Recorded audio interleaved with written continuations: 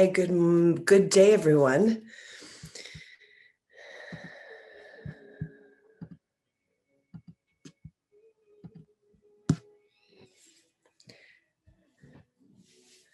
So, welcome to Aquarian Womens Leadership Society MAFest, and this is a call that we do every single day. But it's a special call because we're here with sisters and mothers and friends and neighbors and cohorts. So it's always beautiful to share the space with new women and women around the world. And every single day at 7:30 a.m. Pacific time, we're here. Usually I'm a little less dressed. I want to be honest, it's Mother's Day. Usually there's a little more of a pajama vibe, but we are here every single day.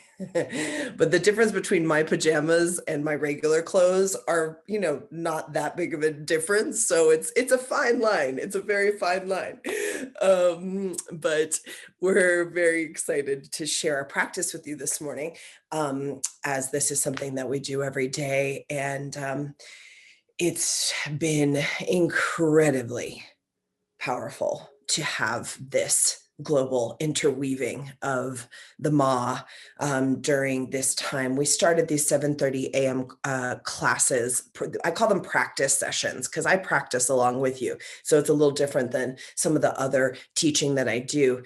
It's more intimate and it's more like we're all just practicing together. And so it's kind of a really beautiful, intimate feeling to have this kind of daily practice.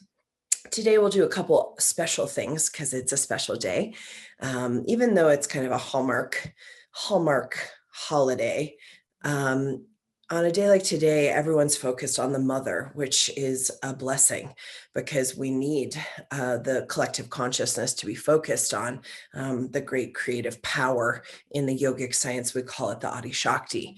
And so today we'll use that opportunity of the collective focusing on the mother and the mother's prayer and honoring the mother. It's a very important frequency that we as yogis and as householders can take part in, whether we're physical mothers or whether our mother has passed and is not on the physical plane. A lot of times there's more of a direct connection to that frequency when the mother has moved off of the physical plane, and maybe some of the issues that you had with your mother or whatever have kind of moved out of the 3D and are no longer a problem, so that you can actually experience the pure love of the mother. Many of us are souls that were looking for the highest frequency womb to come onto planet Earth. And our mother was that for us.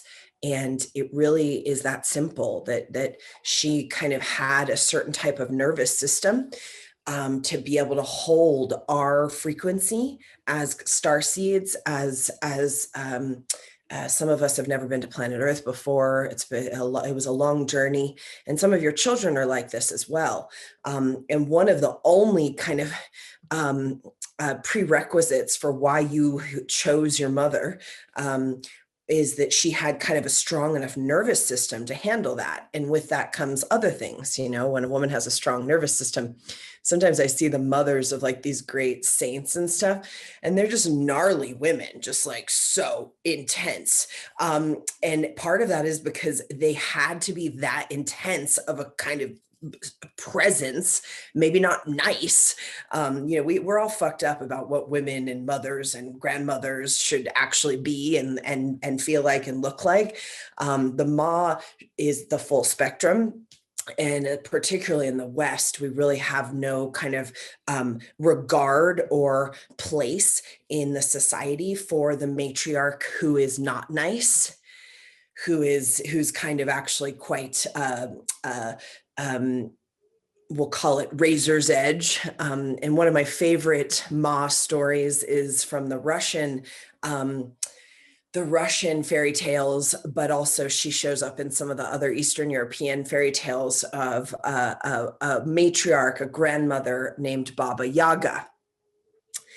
And I think the Baba Yaga is one of the most important kind of archetypes that is being brought into kind of the Western psyche around what it actually means to be a woman, a mother, a grandmother, a matriarch.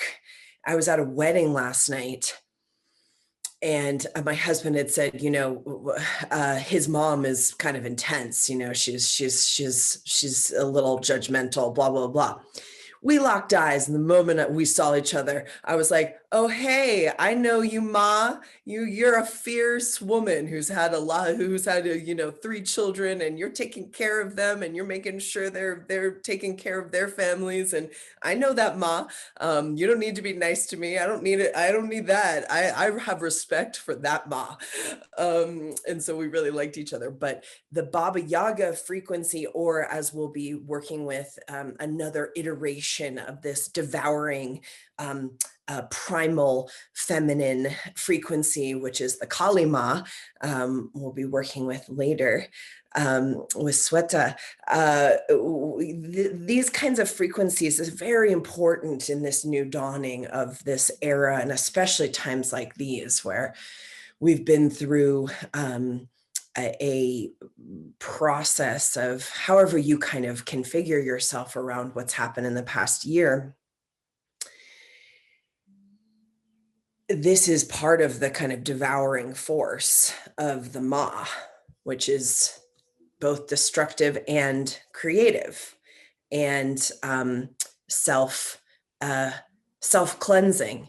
And the Mother Earth, as it stands, and her subtle body and her consciousness, Gaia, you could call it, there'll be more than just this that will come along in terms of viruses and natural disasters and other types of challenges as we continue to try to create harmony with our own personal and collective relationship with the Ma.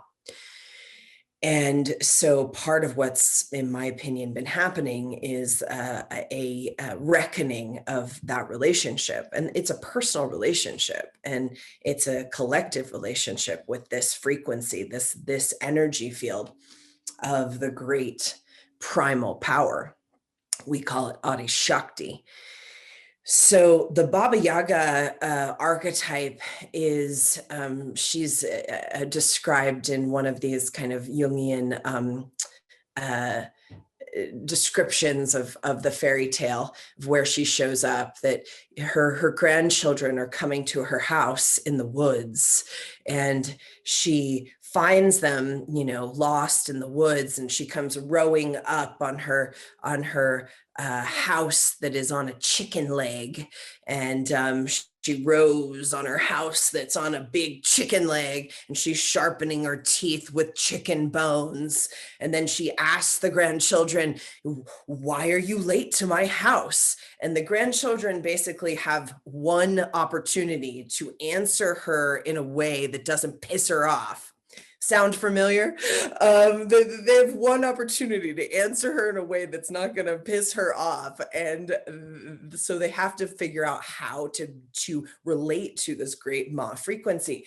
So I loved the answers of the grandchildren were, "Well, grandmother, we have been gone from the house for 3 nights and 4 days.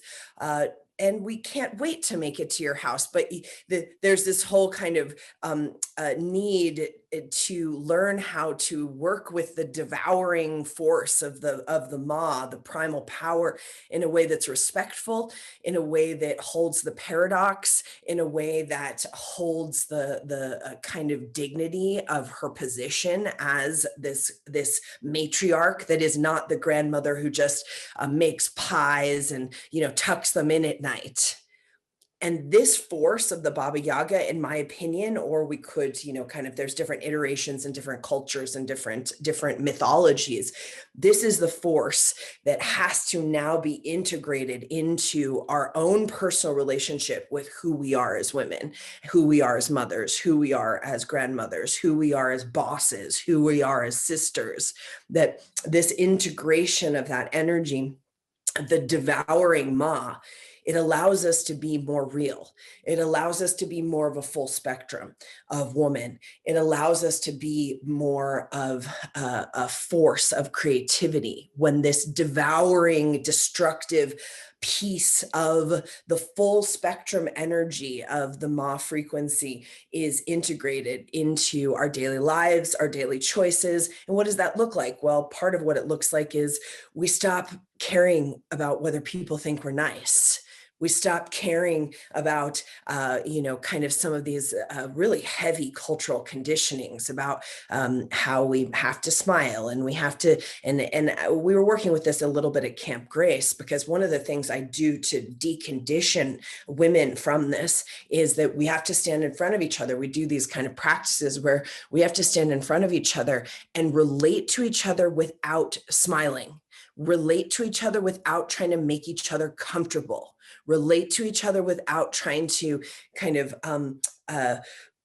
giggle or chat or some of the things that we do when we're being nice. And then the other side of that kind of frequency is we're competitive, or we're jealous, or we're envious, or we're afraid of each other, or whatever. And so part of the deconditioning process is we're just a bunch of powerful, Jose Ajpu Munoz, he had a vision while he was up there, my dear friend, he was a Mayan timekeeper. He had a vision that he said to us, he said, it's okay that you're all an alpha wolf she pack, that all of you can be alpha wolves and be together in harmony. And I thought that was very powerful, because it doesn't necessarily happen in nature. So we actually have to, as humans, be conscious enough to be able to create that space, which is basically what the Aquarian Womens Leadership Society and all of my women's programs are about, is we create this space where everybody can be fucking powerful,